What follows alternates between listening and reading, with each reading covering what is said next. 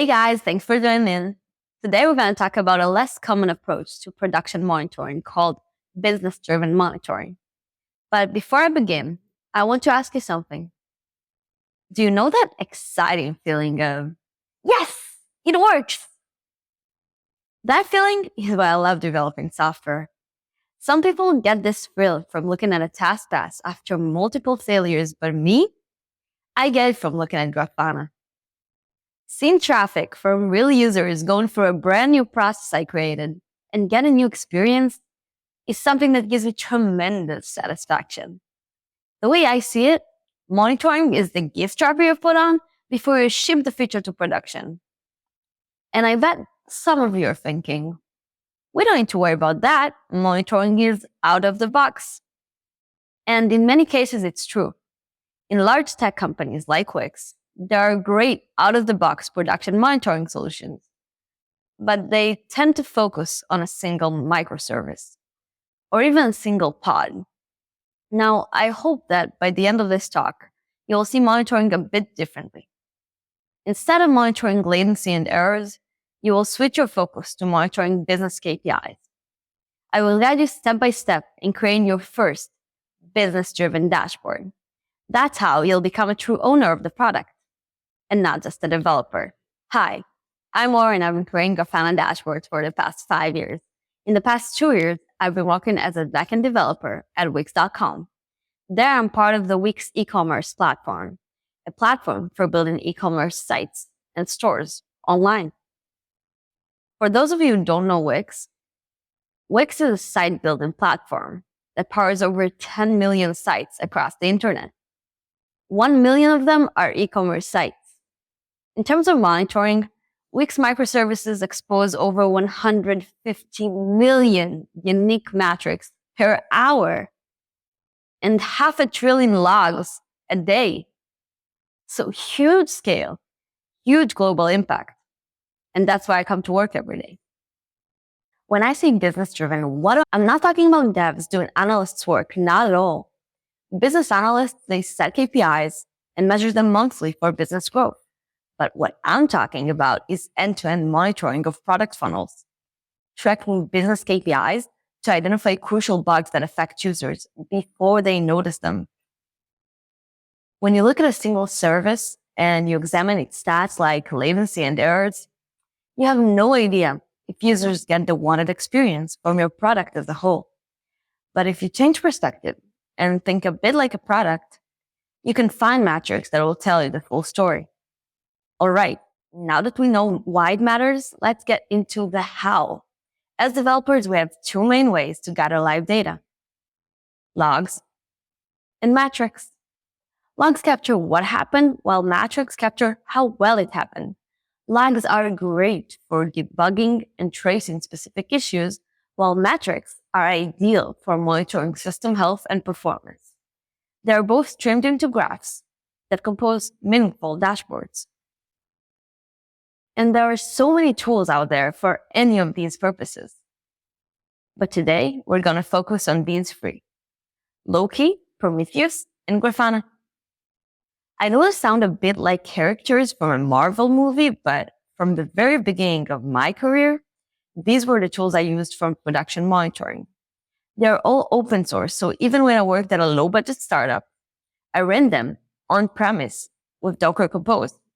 So you don't have to be a big company to be monitored. Now let's present them. Loki is your log aggregation system. It consumes the logs and stores it in its DB. Prometheus does the exact same thing for metrics. They are both integrated into Grafana, where we create visualizations and alerts. Now that we got our tools lined up, it's time to put them to work. Let's break down the implementation process step by step. All right, so the first step is to define the business KPIs and product funnels. Then we'll light things up with logs and metrics. And finally, we'll create visualization in Grafana. Imagine walking to the office. You got the keys, you're in charge. The system is already in production and you want to know how well are we doing, but there is zero monitoring. So how the hell will you know where we stand? You'll start out by mapping your business funnels, identifying crucial flows, breaking them down to steps. At this stage, you should already know what you expect the system to do. You should be able to define your business KPIs. This is the part you want your product and analysts on board because they will enrich your tech perspective with more business-oriented goals. Each funnel should have at least one business KPI or else why it exists. For example, in e-com platform, our main KPI is checkout conversion. But within this huge funnel, until checkout conversion, we have more specific per step KPIs. So now you know what you expect the system to do. But more importantly, you should notice what you're not seeing. What data is missing? Where are your dark spots? And that's where it gets interesting. Because once you got the funnels, you can start to get intimate with every step. If you see a dark spot, you can light it up with metrics.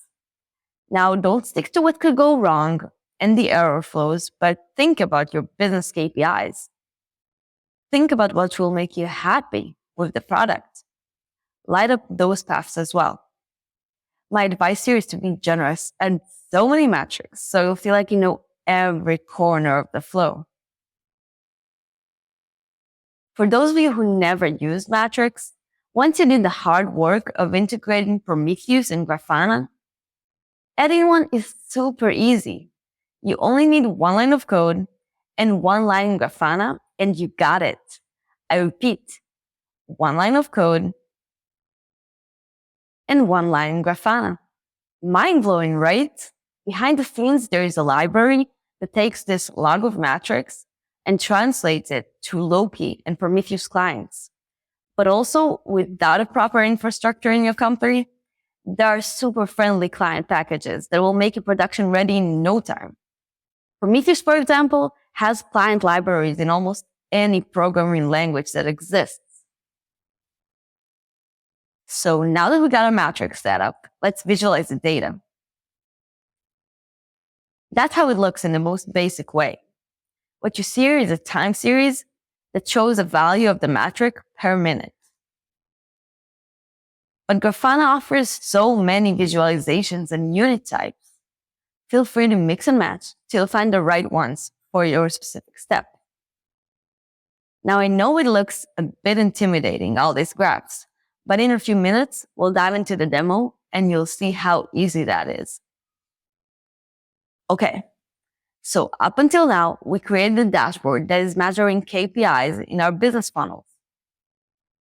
Before we jump into the demo, I want to share with you some other tips to light things up, and I will do it by a real example. In the Wix delivery system, we serve as a platform. So we call delivery carriers like USPS, for example, to get real-time delivery options and costs.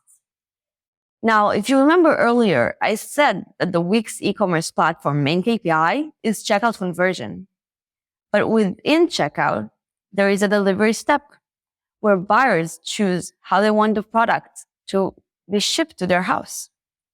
Now, having delivery options is crucial to completing checkout. So we must monitor that USPS returns good options to the buyers. So we need to light up this flow. We need to add metrics. But when we did that, we got a very blurry picture because we saw success, but we don't know which delivery carrier succeeded. We saw a failure, and we don't know which one failed and why. And that's where labels come in hand. Once we added the identifier on the carrier as a label, we got in seconds dozens of flows monitored, one per delivery carrier. What's down below is identifiers internally to different delivery carriers like USPS and pickup locations. And that's the power of labels. They allow you to expose multiple metrics from a single one with different labels. And all you need to do is to add the buy and the label name at the end of the Grafana query. Labels are super useful when it comes to an open platform because every site on Wix can have different delivery carriers installed. And I need to be open and flexible. But at the same time, this is a crucial business flow, so I must be monitored. And labels allow me to do just that. So I guess I convinced you that labels are great, but with great power comes great responsibility. Labels can make your service blow up. Every new value you pass to a label actually generates a new metric. And the more metrics your service exposes, the harder it works on just being monitored. So you need to make sure you control the values of the labels you're passing. Because if you incidentally pass an infinite label, your service will exponentially expose more and more metrics. And at a certain point in time, it will work too hard and it will just stop being monitored completely. And later on, it will stop working completely, which is crazy. So we want to keep our microservices safe. We want to control the metrics we're exposing. And if you can see above, Wix actually exposes a monitoring alert on the number of metrics we use for monitoring, which is for monitoring cannibalism, if you ask me. But it's for this very reason. We want to safeguard our microservices, but at the same time, to monitor them properly. Okay, it's time for a demo. We're going to dive into the system I've been working on in the past year, the Wix delivery system. Our goal is to allow stores to offer diverse delivery options for each of their products so that every buyer will find the right one for their needs. And I'm going to walk you through its main business flow. The first step is where a buyer opens the checkout page and wants to buy a product that will be delivered to his house. The next thing we want to know is how many options the store offers. Do they offer pickup, local delivery, maybe USPS shipments? We want to see how diverse the delivery carriers that operate in the store, because the more diverse they are, the higher the chance the buyer will find one that suits him. The next thing we do is actually call these delivery carriers through API and get from them the options and the costs. So we want to see that they display good options at checkout and that they don't fail. And finally, we want to see them click. We want to see buyers completing the delivery step at checkout and continuing to payment. So what we're going to do is we're going to create 4 steps and 4 visualizations in Grafana. But before we do it, there are some things we need to know. What we're actually going to do is we're going to query on top of Prometheus DB. And Prometheus offers some functions and some special syntax. So what we're going to use is we're going to use sum to sum the metric values across different pods in our production. Because a microservice and Wix is deployed on multiple pods, and all of them expose the same metric. But for our use case, for business-driven monitoring, we don't actually care about a single pod. We care about the business flow. So we want to monitor them all together. The next thing we'll use is M1 rate, which is the 1-minute average of the metric we're getting. This average will help us see graphs more smoother and will enrich our perspective. Okay, the next thing we'll use is the Wix internal labels. We'll use 2 of them, service and method. Service is the microservice that exposes this metric, and method is the specific endpoint that exposes this metric. All right, I guess we're ready. Let's dive into the demo. All right, so we're starting from a blank page, an empty dashboard, and we'll create our first visualization. We're going to use Prometheus as a data source. And we're going to do the first visualization, which is the top of the funnel, where a buyer creates checkout and wants delivery. And we'll measure it by the calls to the delivery system entry point, which every time a buyer creates a checkout and wants something delivered, it triggers a call to this endpoint. So the traffic will signify the amount of buyers that want delivery. Okay, so let's start. We'll do service, which is the microservice that we're working on. And this microservice is called delivery rates. And what we're going to do is we're going to use the method, which is the entry point to the entire delivery system. It is called get delivery options. And now if I run just that, you can see I got a lot of pods that are sending the same metric, but I don't actually care about different pods in my production. I want to see the entire microservice as a whole. So I'll use the M1 rate we talked about and the sum. And now I'm seeing a clearer graph. Side note on that, don't mind the numbers because we're using test data. On the left-hand side, there is the number of calls and it's a time series. So you see it throughout the time, 6 hours. So the next step is the delivery carrier diversity. We want to measure how many carriers are available for each request we get. So we're monitoring the same microservice. And we'll use now a custom metric I define in my code. It is called active delivery carriers for requests. And in this metric, I actually calculate how many delivery carriers are active per request that I get from checkout. And again, I'll use the M1 rate and the sum. But if you think about it, I don't actually care about the trend here. I care about the value. How many active delivery carriers do I get per request? So I'm going to switch from a time series to stats. And here I can decide how this value will be calculated. On the right-hand side, there is calculation. And currently the default is the last value. But I don't want the last value. I want the average across this time frame. So we'll use mean instead.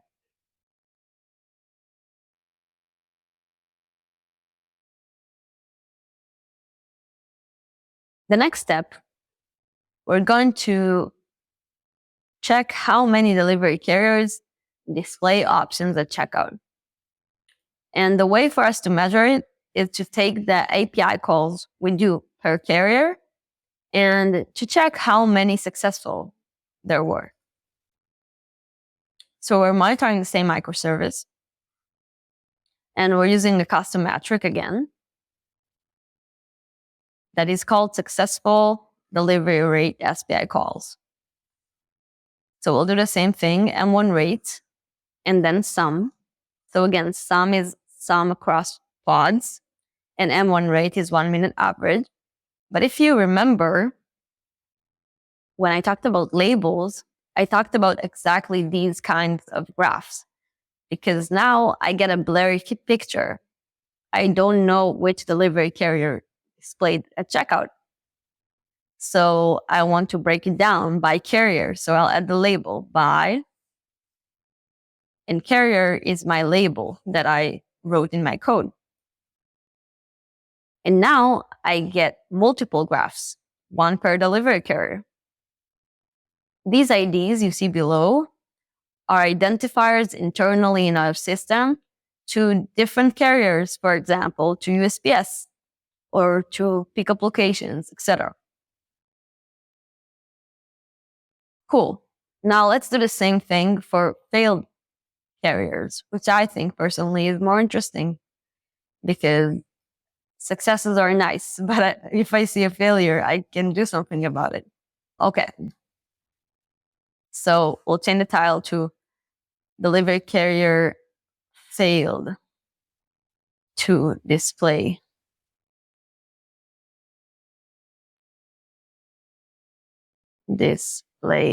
options on checkout. And now all we need to do is to change the metric because I have the same label there. So we'll Oh, sorry about that. Something went wrong. Okay. Again, failed, holes, nice. And now I get the same graph just for failures. And as you can see, there is a certain app that fails pretty frequently. And that's something I can act on. I can talk to this app. I can debug the issues, which is super powerful because it actually affects the bottom line. All right. The last bit, the actual delivery step conversion. So for this one, I'm not going to use regular Prometheus metrics. I'll use ones that are used by our business analysts. So what you're seeing here, it's a bit different syntax, but it's the same thing. So I have the delivery method completion in checkout, and I divide it by the contact details, which is the previous step at checkout.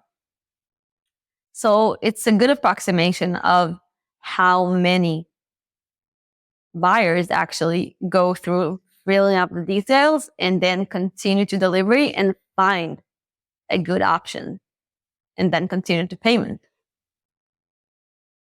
All right, we did it. It took us a few minutes and we actually visualized the entire business funnel of the delivery system. I hope you're excited, because I am. Now let's continue. Now that we got a kick-ass dashboard, there are some things that can make us more alert and attentive to it. The first one, you got it right, alerts. In a week or two, everyone will forget you built this dashboard. The most proven way to make it relevant is to integrate with your regular production on-call alerts. Here you can see I added an alert to one of the graphs we created in the demo.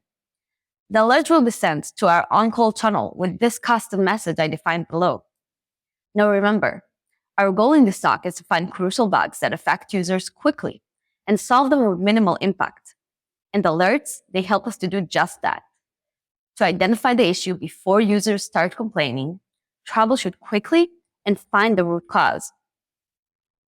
So now that we have actionable alerts, the most common thing we do straight after we jump is to investigate deeper. And the great thing you can do with Grafana is to provide an investigation dashboard to really drill down, because you start from a business issue and now you need to understand it and quickly resolve. So if you have a dashboard with pre-made investigation queries, filters, and latest logs, it can make you super quick in finding the issue and actually solving it faster. So just to quickly recap, ownership is a choice. For me personally, it made development much more interesting. Now, if you are ready to take ownership, monitoring is the ultimate tool to help you get intimate with the product and lead it in the right direction. To monitor your business, you should start out by mapping your business funnels, then light them up with metrics and logs. So you'll know every quarter of the flow and you can quickly troubleshoot every issue. Then add alerts, so you'll know in time that an issue arises. And that's how you become a true owner of the product and not just a developer. Thank you so much for listening. Feel free to reach out and enjoy the rest of your conference. Bye.